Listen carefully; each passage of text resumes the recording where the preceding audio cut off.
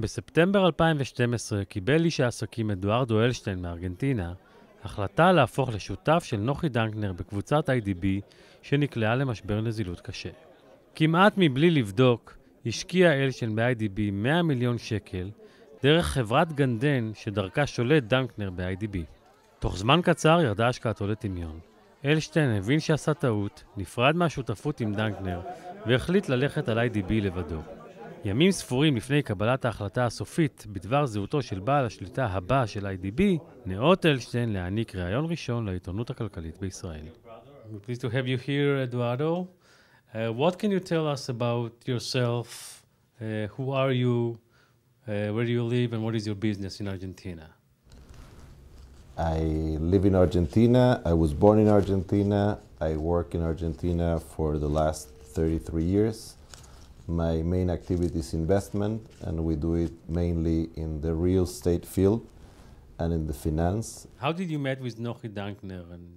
My first meeting with Nochi was in Bariloche in Patagonia.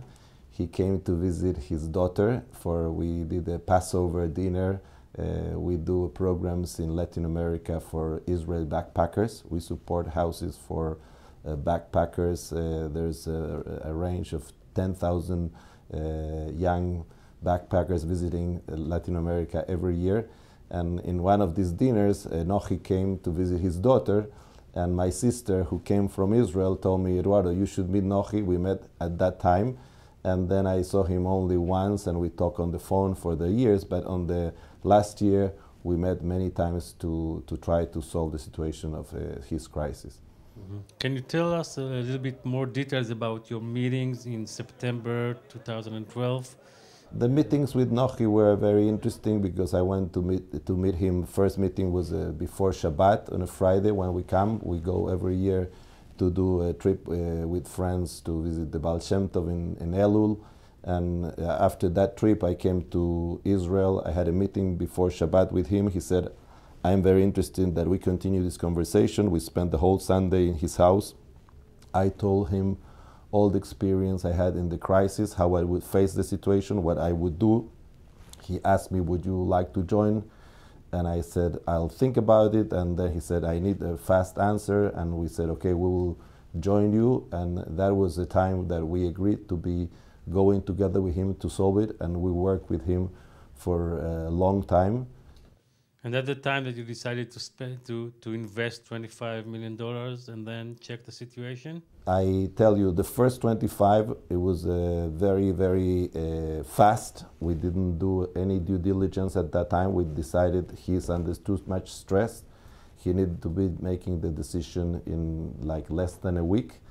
The first $5 million we sent him immediately because he was under very, very much stress.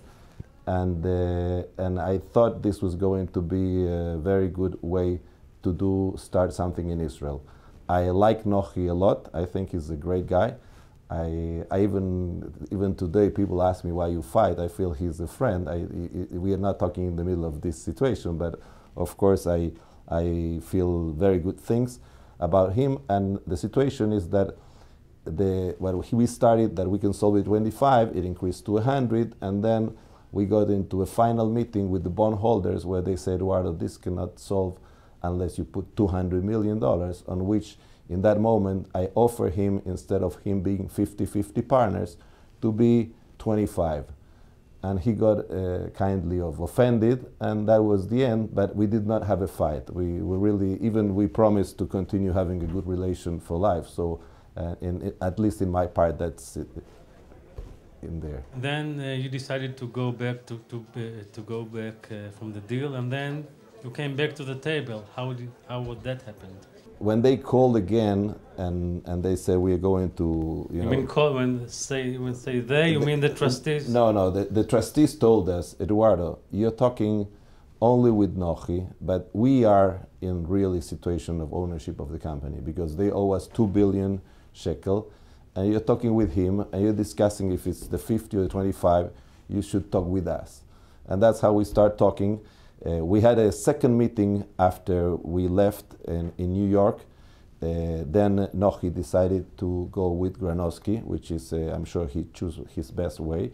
And then the bondholders told us, you should do an agreement with us. We did an agreement to put the full $75 million as a guarantee to take as a firm deposit on our proposal. That was the 26th of August. And then they gave another 3 months that is happening until today. Mm-hmm. And this is the whole process. It's so much public.